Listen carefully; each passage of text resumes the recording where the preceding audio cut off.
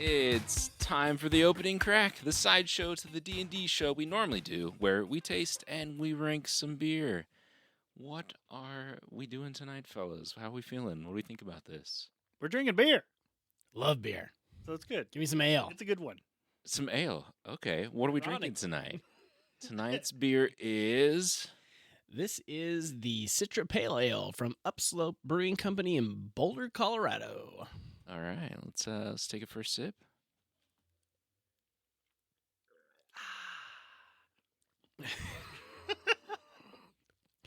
It's not an Arnold Palmer.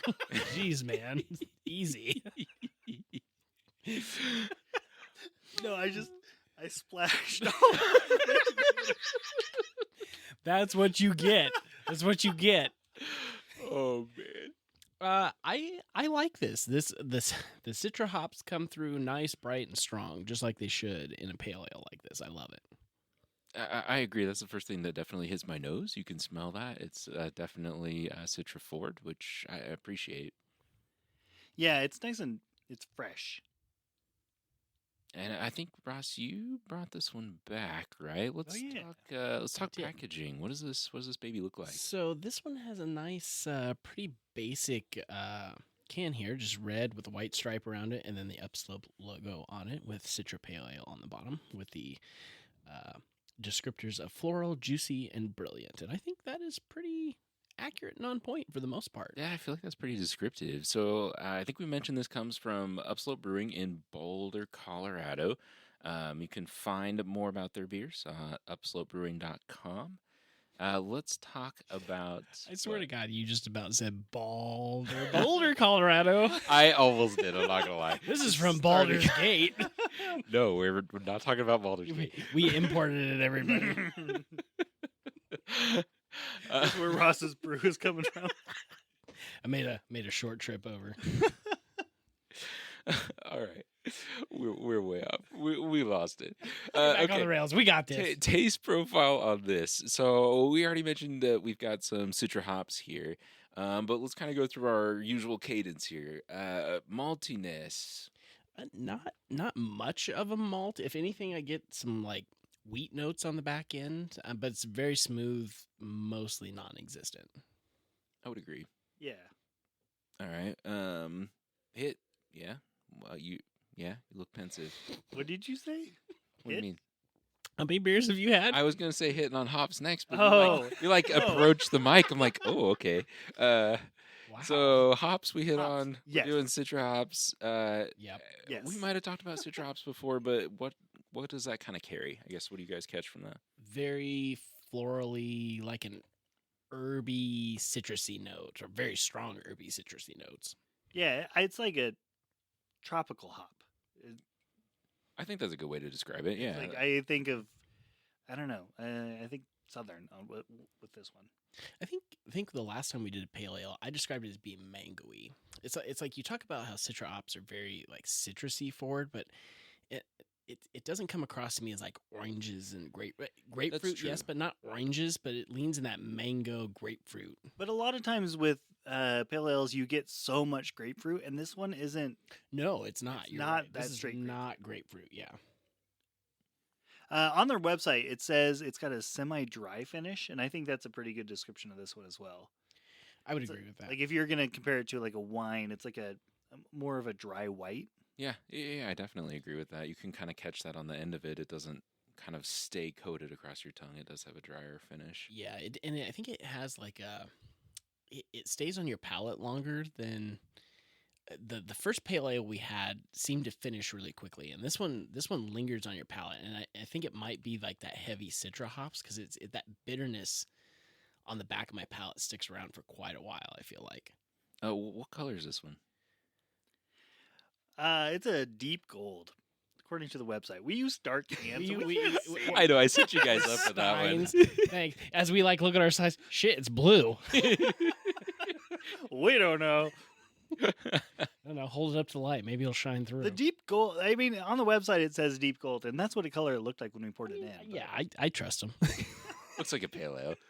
You know, speaking of the website, they have like food recommendations to go with it. Ooh. It's like bacon cheeseburgers, street tacos, or spicy Thai chicken curry. I'm hungry now. Yeah, what yeah, the hell? let's just Come go out on, man. right now. Oh, gee. Where can we get a good bacon cheeseburger this time of night? Oh, Find someplace. That sounds delicious. All right. Do you guys taste any yeastiness in this baby? No, I think the hops are strong enough that you don't pick up a lot of other floral notes in it, or not Yeah, floral notes, yeah. but a lot of other flavor notes in it. Yeah, I think so. And I know we kind of hit on mouthfeel already. Body wise, what do you guys think on this? Like, kind of in the middle. Yeah, that's medium. what I would say too. It comes across as a lighter beer at the beginning and finishes a little stronger. I do think though, for a pale ale, because we're going to talk about alcohol next, alcohol content at a 5.8, it comes in a little higher for your typical pale ales, because pale ales typically range in that 4.4 to 5.4 ABV percentage, and this one comes in at a 5.8, so it's a little bit higher, and I think that's where we get that dryness for sure on the back of your palate. All right, and now to tie this back into the world of D&D, let's hit on what pub you may find this in Faerun. Who wants to kick us off? I'll go. Why not? I was going to volunteered you, but that's fine. You should have just done it. It's all good. So you are going to find this one at the Blue Water Inn in Vallaki, which is in Ravenloft. And for the first time in a century, they have killed a vampire. And to celebrate, they have created the Pale Vein Elixir. Ooh. And they drink this because the hops remind them of the bright, warm sunshine that they no longer have, because Strahd's curse has laid over this kingdom for many a century. very nice. Nice. For mine, I'm going across the Sea of Swords, and we're going to the Moonshae Isles, and we're going to the town of Snowdown, where it's an island on the Moonshae Islands. And we're going right on the coast of the island with at this Citrus Shack is the bar, and inside of it they've got the Paradise Pale Ale. Nice, I love it. It's kind of a simple one. I still unsure on this one, but I decided to place this one in Orgoth in the High Moor, which is it's kind of in the middle of nowhere, but I felt like it kind of fit that location because this is served at the Discreet Gopher Ale House. The what? Yes, the The Discreet Discreet Gopher Ale House, and they are serving this rebranded as Go for Citra. Oh. Okay, thank you all for coming. I couldn't help it. I'm sorry. Subscribe for more. Oh, we just lost all of our listeners. Go for what again? Go for Go for Citra. Citra. Go for Citra. Yeah. Oh boy, that's gonna pop up somewhere again. Oh man, if you can make us a logo for that one. Let's not. Love that. All right.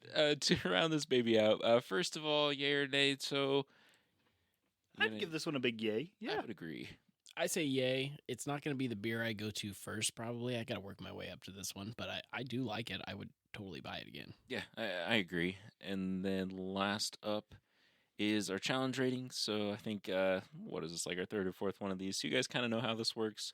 So challenge rating isn't necessarily our love it scale or not. It's more so, we kind of started with maybe a cream ale like as a challenge rating 1, all the way up to a double IPA as a challenge rating 20.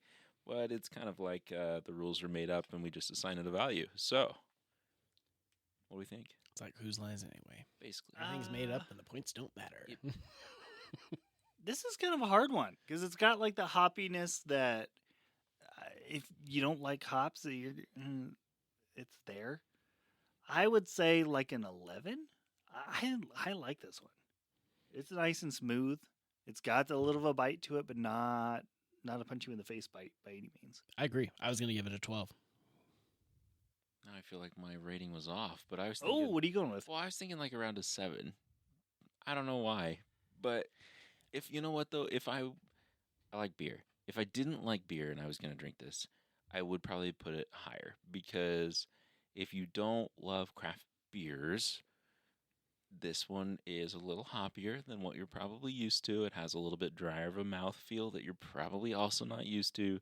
So I think the rating that you guys gave makes more sense. So If I'll you bump can- it to an 11. If you can handle an occasional IPA, You'll be this fine. one's very Yeah. doable. Right. for sure. And I Yep. think that's maybe why I went a little bit lower. But yeah. All right. That's going to do it for this bonus episode. Stay tuned for more beer reviews in the future. You can check out our regular show, Bards and Barrels, anywhere podcasts can be found. You can also follow us on Facebook and Instagram at Bards and Barrels. Until next time, may your dice be hot and your beer be cold.